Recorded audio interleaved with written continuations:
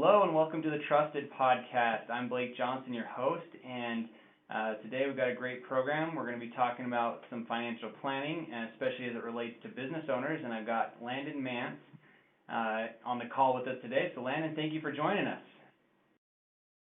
Thanks for having me, Blake. Good to see you, old friend.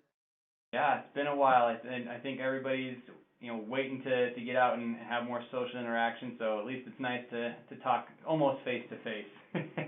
Yeah, definitely. Looking forward to our next lunch because I think it's on you. So. Okay, probably is. Well, cool. Give me a little bit of background about yourself, Landon, about your company, and what makes you an expert in the field of financial planning, especially as it relates to business owners. Yeah, sure, absolutely. So I'm a financial planner, and we offer financial planning through Lincoln Financial Advisors, which is a broker dealer and a registered investment advisor. And my practice actually just got a little update, we'll call it a makeover, if you will. And we went from operating as Mance Wealth Management to Your Future Planning Partners, and we now are exclusively focused on serving private business owners. And really, I got into that because, well, it started long time ago when I was a kid. When I was about 5 years old, I was approached by my grandfather, and he said, "Hey, if you can save up $250, I'll match it. So I'll triple it. I'll give you $500." And so I said, okay. So I went out and I picked lemons off of our trees, and I sold lemons, and I mowed lawns, and I did everything I could to raise that money. And sure enough, he matched it. And that was a lesson that really stuck with me for my entire life, and kind of had a lot to do with why I got into financial planning, and also why I got into serving private business owners. He was a really successful entrepreneur. He was an inventor. He was a real estate guy. So he did all kinds of stuff. And my dad's a 40-year entrepreneur, mostly in the real estate industry. My older sister owns a successful women's clothing boutique out of Long Beach, California. So when I say that it runs in our DNA, it really does. Awesome. So let's just jump right in and talk about investing. What are some of the biggest mistakes that you see people make when they're trying to get into investing, or the mistakes they make when they start investing? Yeah. So I would say the biggest thing that we see, and we see it, so far in my, short 10-year career, I've seen it 100 out of 100 times with business owners, and it's a lack of coordination. Business owners set up different accounts at different times with different advisors with different objectives, which really results in this lack of coordination. And I think that has to do with several different reasons. I think business owners typically don't seek out an advisor kind of like myself that really focuses on all the different facets, not only in their personal lives but also in their business lives. So they end up getting sold stuff throughout the years, because what happens is a problem arises, or a suggestion is made, or a life event happens, and so they go out and they address that particular issue one by one, which really results in them just having a hodgepodge of different stuff, and there's just no coordination between any of them. Okay. What about what about when the people are trying to go and find the right person or the right investment? What are the issues that you see or mistakes you see there when people are trying to find a certain investment, or find what's going to be the best way for them to invest? Yeah. So I think that I think that translates right over from what I was just saying. And when they're trying to go out and find the right strategy or the right solution, a lot of times it's based solely on an immediate need or desire or a fear, because something has happened and now they feel like they need to protect themselves, or they need to diversify out of the business, or they need to do whatever they need to do because of an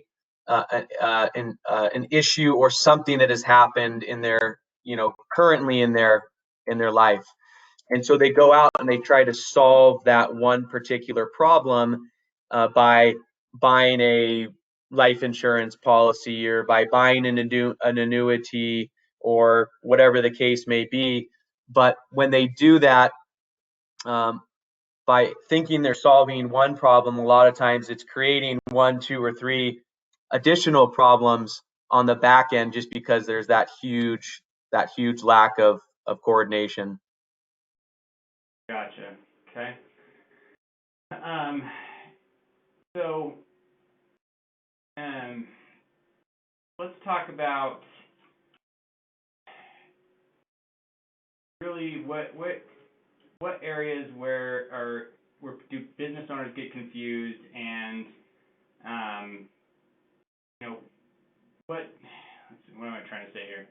Um, let's back up. Let's talk about COVID-19. Let's talk about how business owners can protect themselves financially, and you kind of prepare and make sure that if something like COVID-19 happens again, that they have that financial stability, they can weather a storm like this. Because I think that is, this is really unprecedented, where something such an outside force has the ability to shut down businesses, and people weren't prepared for it. Yeah, definitely. Yeah, I mean, the word unprecedented has been thrown around a lot, but really there is not another word to describe what we are all, going through. And a lot of business owners, some that we serve and some that we've had conversations with or that we interact with, they have literally, looked at us across the table and said, our business is recession proof. We are not worried about what may happen in the future, because we've weathered all the storms. And then COVID strikes and businesses are just stopped dead in their tracks. And businesses that were thriving on all different levels, some have gone from X amount of revenue to zero. I have several clients who's have very healthy, successful businesses, and they literally have zero revenue. And not only do they have zero revenue, but they are processing refunds, right? So they're literally negative cash flow. So it's just a really interesting time. And to answer your question, some things that they can do is, and this isn't going to be new to anybody, but you probably heard this a million times, but having a healthy cash reserve, right? Now, but that goes more than just that's more than just being applicable to your business, right? So typically in your business, you want to have somewhere between 2 or 3 months on the low end, up to maybe 4 or 5 months on the high end of cash that covers your all-in monthly nut. So payroll, fixed expenses, an estimate of your variable expenses, so that if something like this happens, that you can still operate as is for a minimum of several months, without having to tap into other reserves.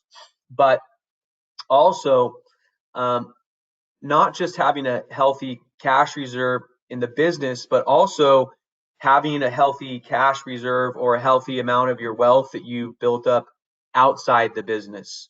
For example, we have a client that we serve, and they've got a really successful business that's in the travel industry. And as we all know, that industry has essentially gone to zero right now, more or less. And over the last couple years, we were able to move, a significant amount of her wealth from the business onto her personal balance sheet.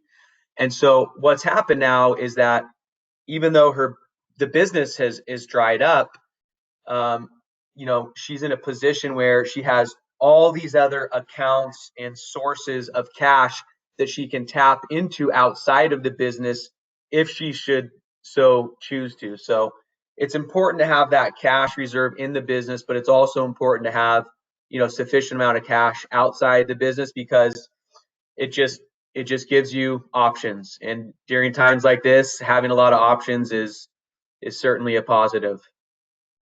Yeah, definitely. And the thing is, like you said, it's not new. This is something we've been told over and over again. I think it's just one of those. This is one of those experiences that drives it home, and I think business owners and even individuals are never going to be the same. Just like I think about my grandparents, and they lived through the Great Depression, and so everything they did was a result of the experience they went through. Not wasting any food, eating at home all the time, cooking their own stuff, conserving everything, never spending luxuriously. And it's sad that we have to go through this, but I think in the long run it might be better for us as a society to get those habits back of setting things aside, making sure we have those cash reserves. So hopefully that's one of the positive things we can take out of this big negative situation. Yeah, definitely. And also for private business owners, now is probably, especially for business owners that are in the later stages of their business, in their 50s, 60s, and 70s, now is the absolute crucial time for them to start looking at their business and to start understanding what their succession plan is going to look like, because this may be setting business owners back 2, 5, 10 years from transitioning out of their business into a different stage of their life because of how they're getting affected. So it's just a really unique opportunity for business owners to really start understanding what their exit options are and how that impacts their personal financial situations. Okay. Why don't you speak to that a little bit more? Let's talk about exiting. What are some things that business owners should be looking at from a financial perspective when they are looking to exit their business? Yeah, definitely. So, not saying that our process is the be all end all, but because our process is strictly focused on serving private business owners now, the first thing that you have to do is you have to do a personal and business valuation, right? You have to understand what your business is worth. You have to understand what somebody would be willing to pay for it, because every business has a range of value. And for smaller private businesses, if they don't have a significant amount of, assets, machinery, equipment, stuff like that, their range of value for their business could literally be 0 to X million dollars, because you could have a really successful business, but if you can't find somebody to buy your business is worth nothing, right? So that's a big challenge is, you got to understand, what your business is potentially worth. You got to do a valuation of your personal assets, right? Because then you can kind of back into what we call filling your value gap, right? So this is where somebody is today. This is what somebody's business might be worth in the future.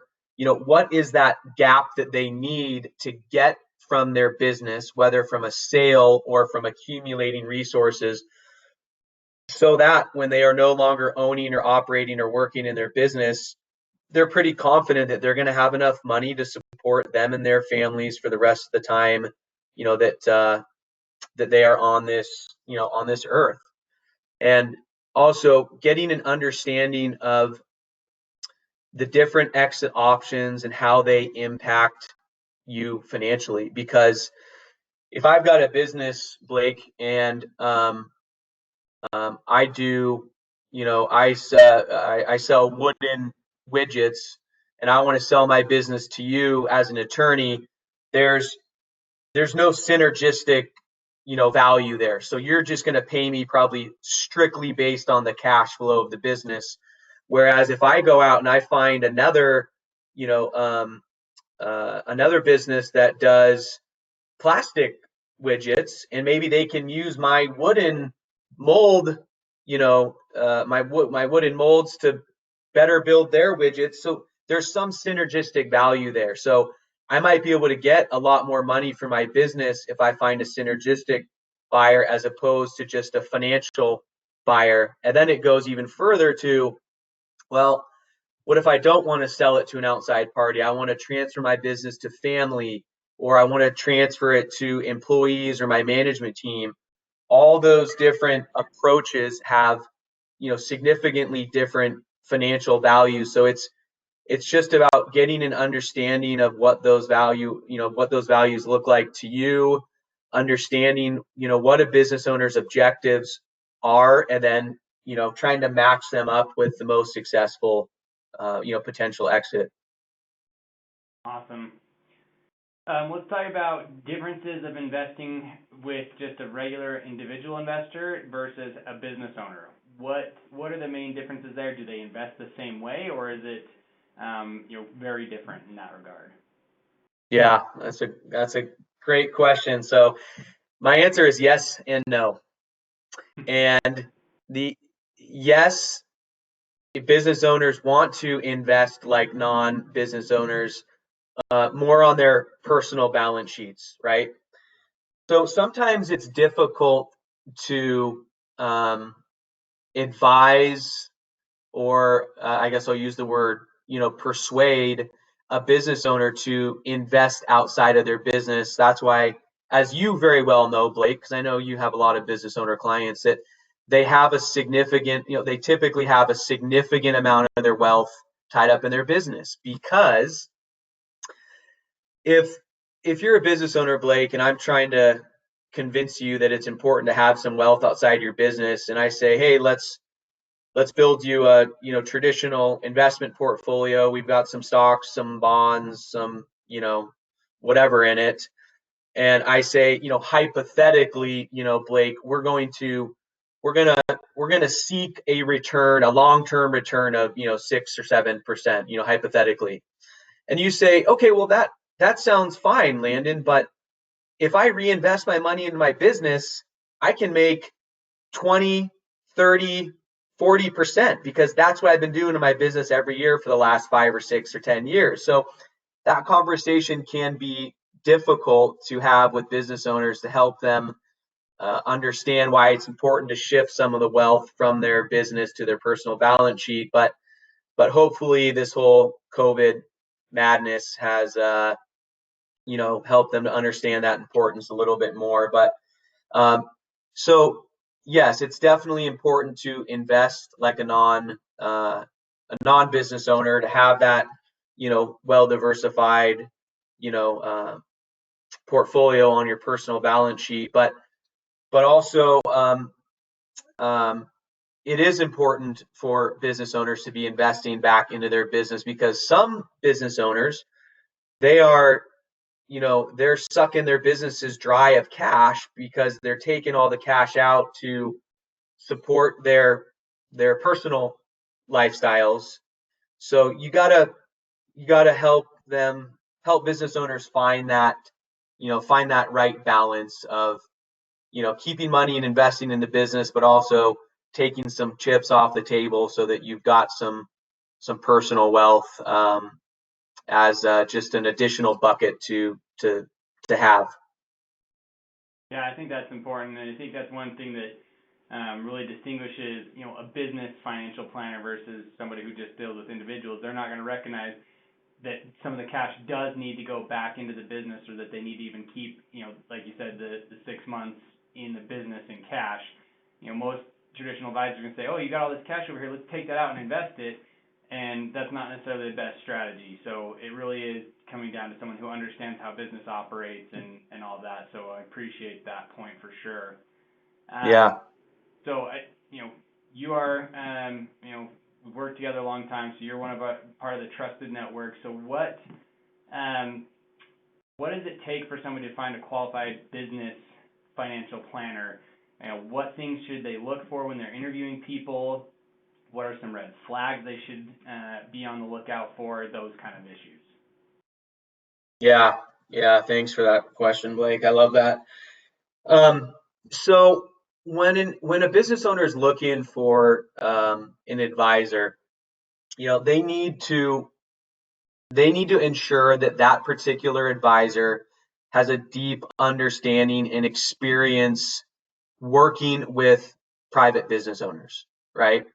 Because somebody that understands all the different facets of a business owner's business and also their personal life, that is somebody that is going to be able to serve a business owner effectively. Also, you got to understand what the business model of the advisors that you're looking into looks like, right? Because if that starts with just asking good questions to the advisors that you're interviewing. If an advisor, if they if their practice is majority of the revenue comes from selling life insurance or annuities, which a lot of advisors, that's kind of what they do. They call themselves financial planners, financial advisors, but all they do is go out and sell life insurance or annuities because those are the high ticket items. If that's what they do, then the business owner needs to just understand that, because what's going to happen is these advisors are going to use those as a solution to all the problems that a business owner has, right? So they're gonna kind of get rabbit hole, because that's how the advisor gets paid. So therefore, that's going to be the solution to the business owner's problems. So it's important to find an advisor that works in a comprehensive manner, that is not just focused on investing your money, but is really focused on understanding how your business is intertwined into your personal lives, your family lives, your legacy, your estate planning, as you very well know. So it's important to ask good questions to get an understanding of how an advisor operates, how they get paid, what's their clientele kind of look like, what's the makeup of their clientele, because that'll give you a pretty good understanding of how well that they may be able to serve you. Yeah, and then I would just add, we do this with pretty much everybody who's been on the Trusted podcast is, ask around. If you're a business owner, most likely you're going to know other business owners. Ask them who they're dealing with. Ask your attorney. Ask your CPA. Chances are they're going to know somebody who does this, or at least point you in the right direction. And word of mouth definitely goes a long way, because you can get a lot more information from the person and their experience instead of directly from the person that you're trying to hire. Yeah, and I'll add one other thing real quick. Collaboration. I think that collaboration is so important when it comes to serving private business owners, right? So if I'm a business owner's advisor, and you are, and they've got another insurance person, and they've got maybe a corporate attorney or whatever, to be able to get all of those advisors together in the same room, or nowadays on the same WebEx, and it just needs to happen one time per year typically, but collaboration amongst a business owner's advisors, I just cannot stress how important that is. I can tell you, every single time that I am on a phone call with a client's CPA, attorney, insurance person, maybe it's their CFO or their key people in their business, every single time I've ever been on a collaboration call like that, there is something positive that comes out of it that none of us would have been able to do or identify on our own. So I just think that is so huge, and unfortunately it just doesn't happen enough for whatever reason, but collaboration amongst business owners, advisors, I can't tell you how imperative that is, because it solves problems, it identifies issues, it gets people on the same page. It just, a lot of positive stuff comes out of, collaboration. Yeah, I agree wholeheartedly. I think if you got advisors, maybe that's a part of your interview process, if they're not willing to get on the phone with your CPA or, your other trusted advisors, then that's probably not the right person. Because, for me, I have to be able to talk to the CPA to see how the things we're doing are going to affect their taxes, both on an income side and on the estate tax planning side. Then I need to talk to the financial planner like yourself to make sure that what I'm doing is not contradicting the plan that you guys are putting in place. And so that collaboration is definitely key in making sure that we serve the client the best way. Yeah, well said. All right. Anything else that we missed that you feel is super important that we need to tell the listeners about business financial planning? I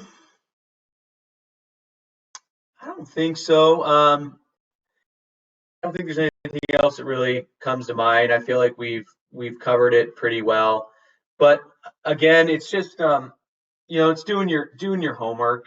Before you go out and hire, not just a business financial advisor, but an attorney, a CPA, any advisor that you plan to have serve you for hopefully a long period of time.